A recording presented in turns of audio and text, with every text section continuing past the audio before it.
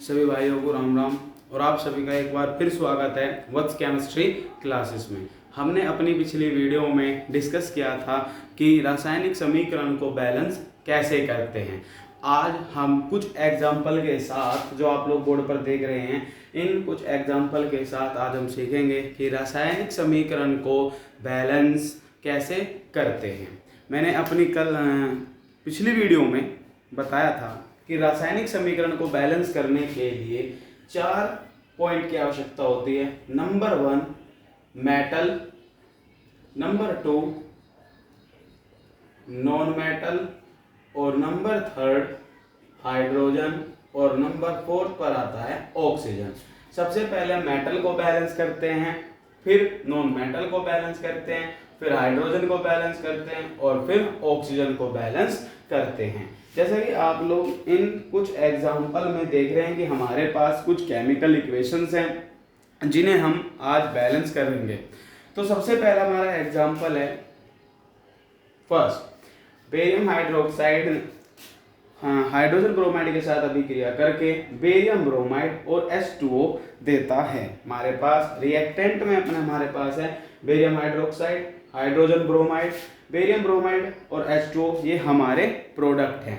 तो सबसे पहले हम इसमें चेक करते हैं मेटल को। हमारे पास जो मेटल है वो है बेरियम। अब बेरियम जो है हमारे लेफ्ट हैंड साइड और राइट हैंड साइड में कितने हैं, हम एक तरफ लेफ्ट हैंड साइड और दूसरी तरफ राइट हैंड साइड में देखते हैं। देखिए लेफ्ट हैंड साइड में हमारे पास बेरियम 1 है, तो वहीं पर राइट हैंड साइड में हमारे पास बेरियम जो कि एक मेटल है वो बिल्कुल इक्वल है। हमारे पास इसमें नॉन मेटल के रूप में हाइड्रोजन है, हाइड्रोक्साइड है और ऑक्सीजन है। तब हम लेफ्ट हैंड साइड में लिखते हैं बेरियम, हाइड्रोजन, ऑक्सीजन और ब्रोमीन। हमारे पास ये चीजें, तो सबसे पहले हम बेरियम देखते हैं। देखिए लेफ्ट हैंड साइड में बेरियम 1 है, तो राइट हैंड साइड में हमारे पास बेरियम भी 1 ही है। ऑक्सीजन हमारे पास यहाँ पर 2 हैं, ऑक्सीजन 2 हैं, और राइट हैंड साइड में यदि हम ऑक्सीजन की बात करें तो केवल 1 है। वहीं हाइड्रोजन हमारे पास 2 है, तो राइट हैंड साइड में भी हाइड्रोजन हमारे पास 2 है। ब्रोमीन की यदि हम बात करते हैं तो हमारे पास ब्रोमीन राइट हैंड साइड में 1 है और लेफ्ट हैंड साइड में 2 हैं। देखिए बेरियम तो हमारे पास पहले से ऑलरेडी बैलेंस है, इसे हमारे पास जो मेटल है वो बैलेंस है। लेकिन यदि हम नॉन मेटल को देखें यानी कि ब्रोमीन को देखें तो ब्रोमीन हमारे पास 2 है और राइट हैंड साइड में 1 है। तब हम क्या करेंगे, जहां जितने की कमी होती है हम वहां पर उसकी मल्टीप्लाई कर देते हैं। तब हम लेफ्ट हैंड साइड में 2 से मल्टीप्लाई कर देते हैं।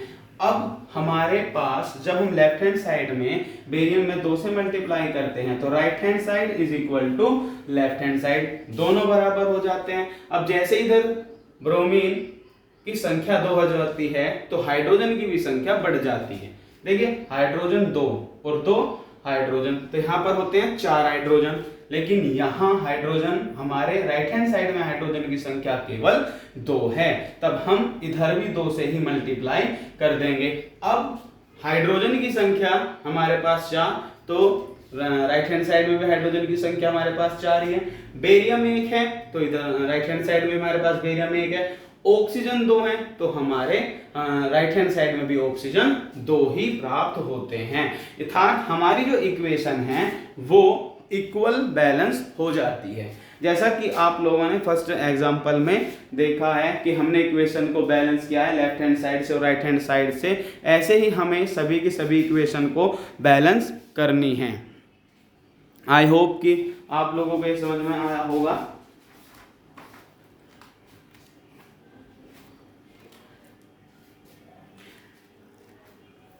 नोट करना चाहे कर सकते हैं। अब हम बात करते हैं दूसरी इक्वेशन को लेकर के कि दूसरी इक्वेशन में हमारे पास क्या क्या गिवन है। तो दूसरी इक्वेशन में हमें बताया गया है कि पोटेशियम साइनाइड सल्फ्यूरिक एसिड के साथ अभिक्रिया करके, पोटेशियम साइनाइड सल्फ्यूरिक एसिड के साथ अभिक्रिया करके पोटेशियम सल्फेट और हाइड्रोजन साइनाइड देता है। ये हमारे पास इक्वेशन है। इसमें भी हमें यही करना है, left hand side, right hand side, metal, non metal, hydrogen और ऑक्सीजन देखना है।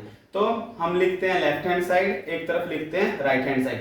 इससे हमें पहचानने में आसानी हो जाती है कि मेटल कितने हैं, नॉन मेटल कितने हैं, हाइड्रोजन कितने हैं और ऑक्सीजन कितने हैं। ये जो मेथड है, इस मेथड से हमें इक्वेशंस के अंदर ये पता आसानी से चल जाता है कि मेटल कितने हैं, नॉन मेटल कितने हैं, और हमें फिर उसी हिसाब से या उसी ही तरीके से कैलकुलेशन करने में आसानी होती है। देखिए लेफ्ट हैंड साइड में हमारे पास एल्यूमिनियम है, ये एल्यूमिनियम की संख्या है 1, हमने 1 लिखा। सॉरी, इक्वेशन नंबर 2 थी पोटेशियम। यदि हम पोटेशियम की बात करें तो पोटेशियम लेफ्ट हैंड साइड में 1 था, राइट हैंड साइड में पोटेशियम की संख्या 2 है। साइनाइड की संख्या 1 है, आप इसे कार्बन नाइट्रोजन के साथ भी लिख सकते हैं, लेकिन आप साइनाइड ही लिख सकते हैं इसमें। तो साइनाइड 1 है, तो राइट हैंड साइड में भी साइनाइड 1 ही है। हाइड्रोजन हमारे पास, हाइड्रोजन की संख्या लेफ्ट हैंड साइड में 2 है, तो राइट हैंड साइड में हाइड्रोजन की संख्या 1 है। वहीं सल्फर की संख्या यदि हम बात करते हैं, सल्फर 1 है, तो राइट हैंड साइड में भी 1 ही है। अब हमें सबसे पहले बैलेंस करना है मेटल, और हमारे पास यहाँ पे जो मेटल है वो क्या है, पोटेशियम। इधर पोटेशियम 2 है और लेफ्ट हैंड साइड में 1 है, तो मल्टीप्लाई कर देंगे 2 से। लेफ्ट हैंड साइड में हमने यहाँ पे मल्टीप्लाई करी, और मल्टीप्लाई करने से लेफ्ट हैंड साइड और राइट हैंड साइड में दोनों ही हमारे पोटेशियम इक्वल हो जाते हैं। देखिए 2 1 जा 2, तो लेफ्ट हैंड साइड में भी 2 पोटेशियम और राइट हैंड साइड में भी 2 ही पोटेशियम की संख्या। अब जब तो इधर 2 पोटेशियम हो चुके हैं, इधर भी 2 पोटेशियम है, साइनाइड 2 हो चुके हैं, लेकिन इधर राइट हैंड साइड में हमारे पास साइनाइड की संख्या केवल 1 ही है। तब बैलेंस करते हैं साइनाइड को, अब देखते हैं क्या होता है। यदि मैं यहाँ साइनाइड को देखते हुए इधर 2 साइनाइड बढ़ा देता हूं, तो यहाँ अब हाइड्रोजन की संख्या 2 हो चुकी है, इधर भी हाइड्रोजन की संख्या 2 हो चुकी है, साइनाइड भी 2 हो चुके हैं और इधर भी साइनाइड 2 हो चुके हैं। बात करते हैं SO4 की, तो इधर भी SO4 है और इधर भी SO4 है। अब ये हमारी जो इक्वेशन है, इक्वेशन नंबर 2, ये बैलेंस हो चुकी है, जिसमें हमने चेक किया मेटल, नॉन मेटल, हाइड्रोजन और ऑक्सीजन। इससे ये हमारी इक्वेशन नंबर 2 अब बैलेंस है। आई होप कि आपको ये भी इक्वेशन समझ में आ गई होगी। अब हम बात करते हैं अपनी इक्वेशन नंबर 3 में। इक्वेशन नंबर 3 में भी हमें यही मेथड यूज करना है। इक्वेशन लिखते हैं, इक्वेशन को नोट करते हैं और फिर आगे की तरफ चलते हैं।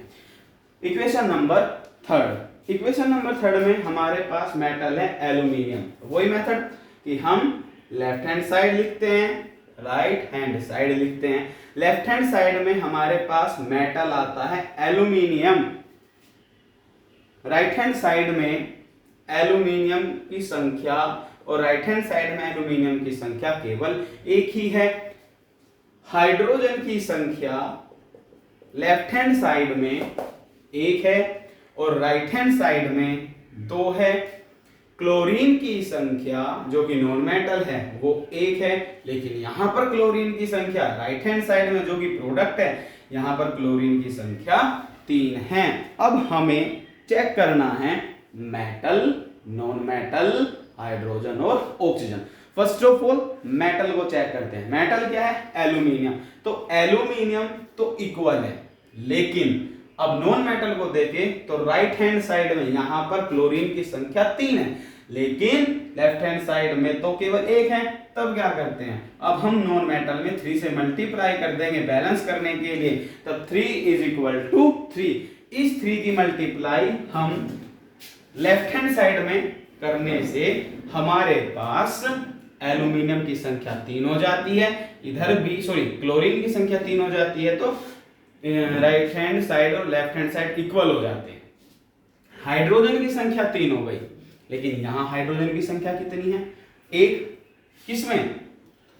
लेफ्ट हैंड साइड में। अब हाइड्रोजन की संख्या 3 होने से राइट हैंड साइड में हाइड्रोजन की संख्या पर सीधा प्रभाव पड़ता है।